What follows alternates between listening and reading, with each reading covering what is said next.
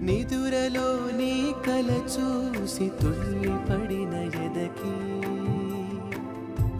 ఏ క్షణం ఎదురవుతావో జోల పాటవై ఆకలని అడగక ముందే నోటి ముద్ద నువ్వై ఏ కథలు వినిపిస్తావో జాబిల